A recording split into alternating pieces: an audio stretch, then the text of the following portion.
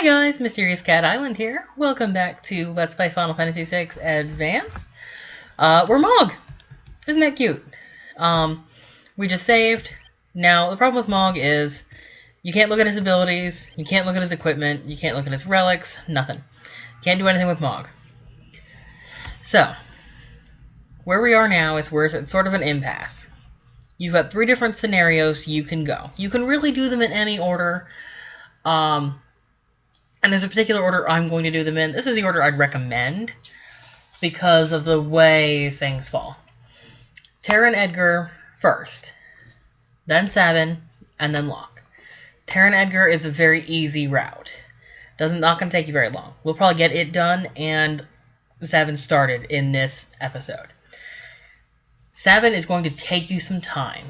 I'm not saying it's hours and hours and hours, but it's still a decently long route. Locke's is much shorter. Not as short as Edgar and Terra's, but still significantly shorter. So this is how we're going to do it. We're going to do Locke and Edgar. I'm sorry, Terra and Edgar, Sabin, and then Locke. Also, it helps with the unequipping and re-equipping and all that. Fleeing the Empire's troops, Bannon, Edgar, and Terra ride the rapids toward Narshe, but the going won't be easy. So we're still rolling on the river. Bannon is in front for some weird reason. They moved him to the top of the party. Because you gotta have somebody in that top slot, I guess. Go ahead and use Prey, even though no one's really down a whole ton of HP. I just don't want to mess with it.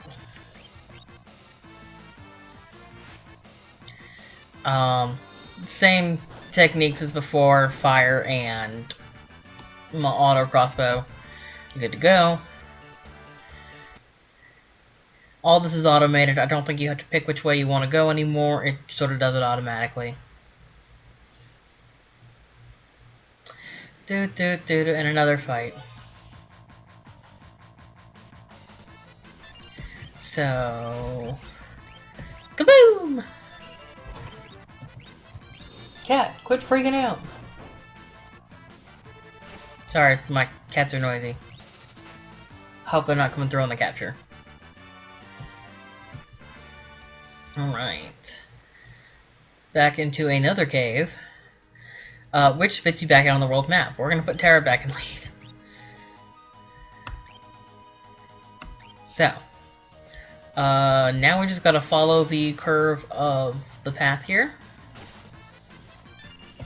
And defeat this adorable leaf bunny we're way overpowering. Yeah, 8 experience points is not really worth it. So, just keep going up, and we're back where we started. We're back in Narshe. Okay, so, can we go in this way? No.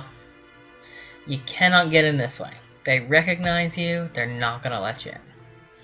Even with Bannon and Edgar here. Just watch.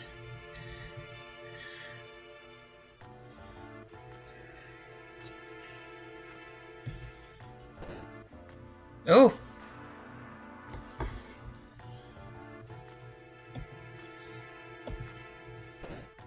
Kicks the shit out of both of them.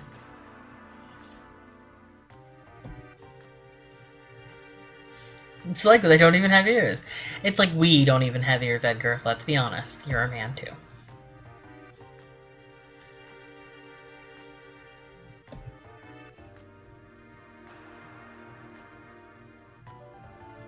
But it's interesting, because there are a lot of jokes about women not listening, I guess. You can go in here to the Adventure School if you want to. I'm going to go ahead and use the health spring. If you didn't get the stuff here earlier, go ahead and do it now if you feel like it. But we know a back way into Narshe, don't remember?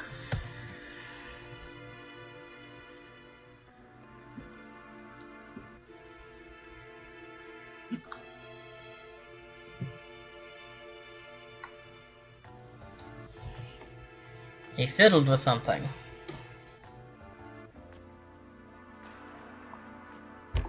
Oh. Tea is so refreshing, guys. Like, I'm generally a coffee person. Coffee is not what you want to drink before you start recording. Unless you drink it black, with no sugar. which I don't.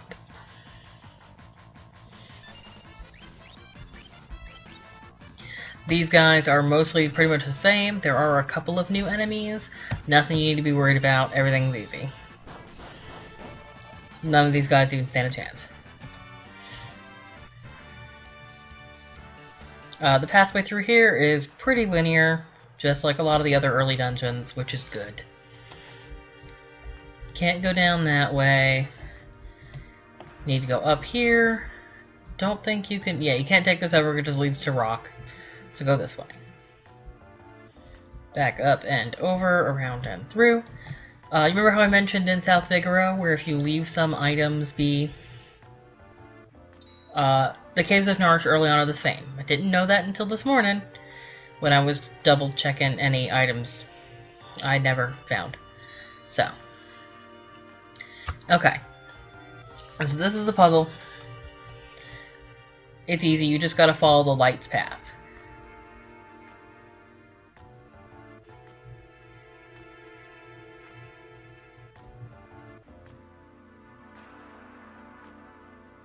If the light's around you, hit the little orange light, and you can keep going.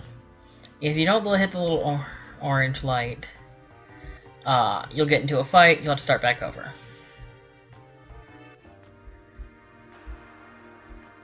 I'm not going to do it, because I know the path. The path is not generated randomly, it's the same thing every time. The fights will be the things like the Silver Lobos, no hard enemies, anything like that. Just your basic random encounter types. I'm not even going to waste the magic on these guys.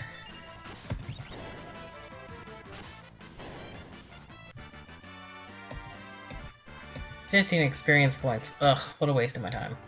So you may recognize this area. We fell down here earlier, and we're going to get into a fight right there, apparently.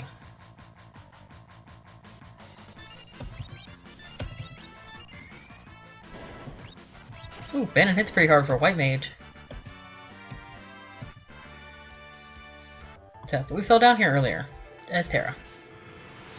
It was like 4 hours ago.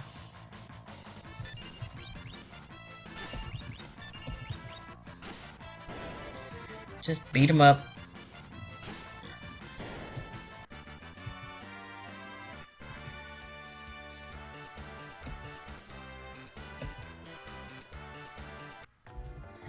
Go down in here. Remember this place from earlier where we had that big old fight.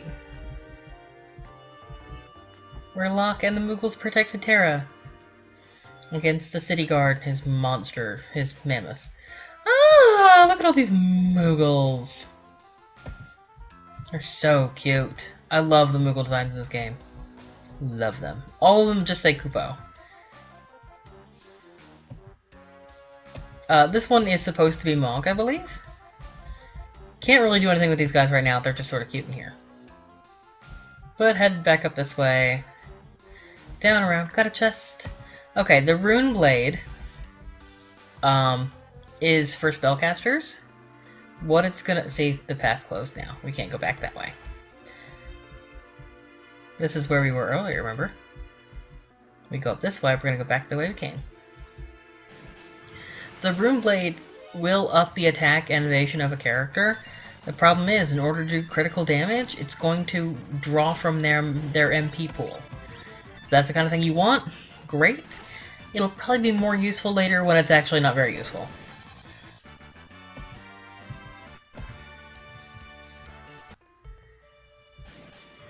These are the chests that you could have left for later to become better items. They wouldn't be better items yet,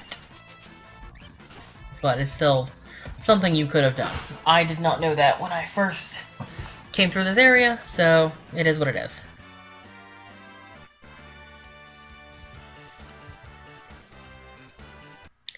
But we're really just retracing our steps from earlier. You can go ahead and save, I'm not going to bother. Oh... Just checking my timer while we're fighting. Okay, we're not doing too bad. The only timer I have right now is my phone, so bear with me on that. Okay. So, yep, just back down this way. Cross this bridge. Nobody to stop us this time. And into the old man's house. And most of this is automated from here. It's harvest. I was right.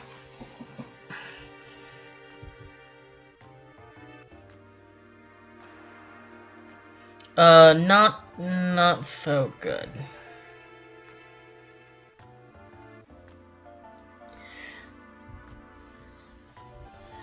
The people still don't want to try and fight the Empire. Then again, the Empire is big and scary. They feel it's safer for them to just stay neutral. But as we know, it doesn't really work that way. Talking about that Esper again.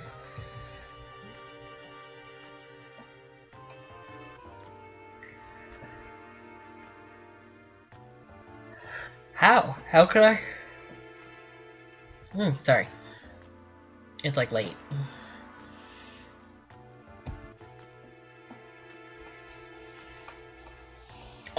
Is that really such a good idea?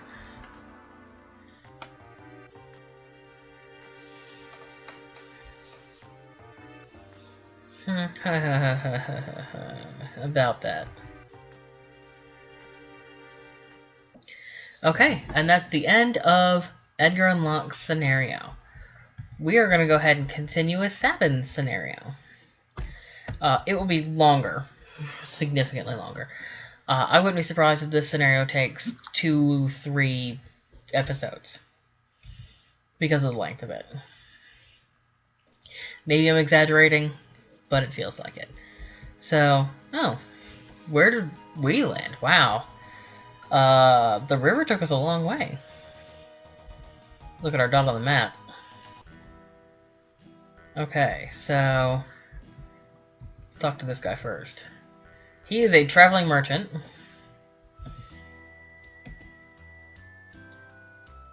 Nope. And we want to buy things from him. All of your items pretty much carry over.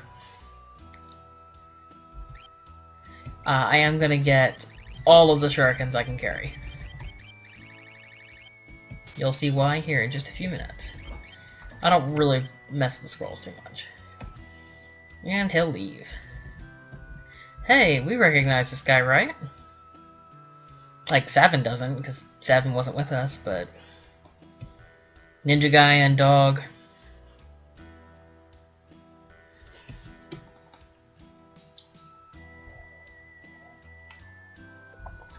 Causing trouble, as usual.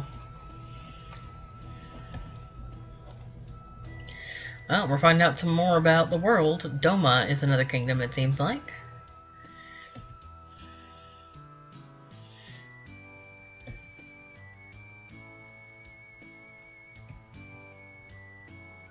Yes. You do want to take him on as a traveling companion. Having 2 people in your party makes it easier than having 1 person in your party. And Shadow is pretty strong, and his dog Interceptor, while not a playable character, is useful because he will occasionally step in and either keep Shadow from taking damage or will damage enemies. So let's talk to this guy.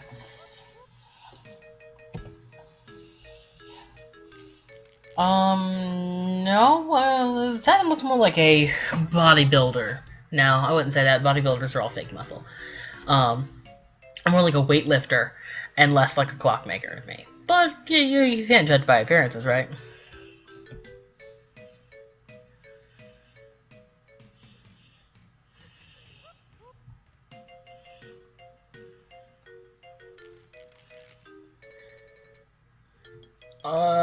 Sir? Everything okay? Nothing there. If you come over to the fireplace, you can burn yourself. Don't know why you'd want to, but you get a little extra dialogue from this guy, so it's amusing for that, if nothing else.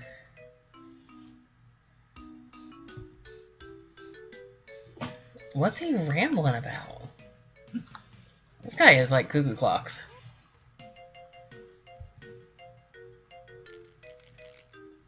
Out into the veldt, too.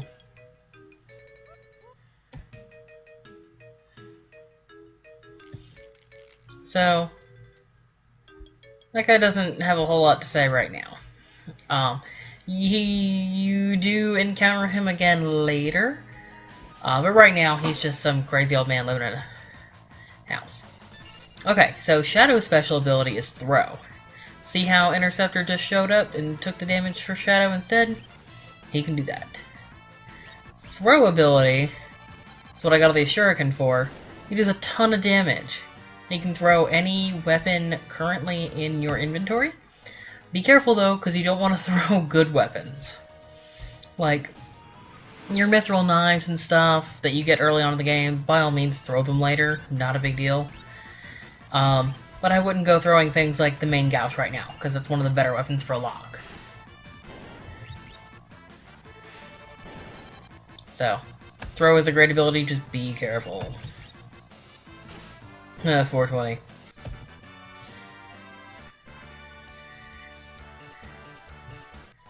And like Shadow said, he'll leave us sometime. He's not going to specify when. It'll just happen when it happens. I think there's a couple of different points at which he'll decide to leave you, so we'll see how long he makes it with us in this game.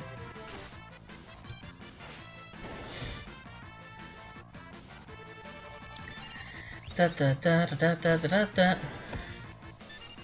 that the Nickelodeon theme? Okay. That's fine. Can't go across the little land bridge there, it's not going to take you where you need to go. If you reach this desert, you're on the right track. Let's see. We're going to go ahead and stop for now, because we've just about hit 17 minutes, and the next part is very dialogue heavy. There's a lot going on. So we're going to go ahead and stop here for the day, guys. Thanks for watching. We'll see you next time. Bye.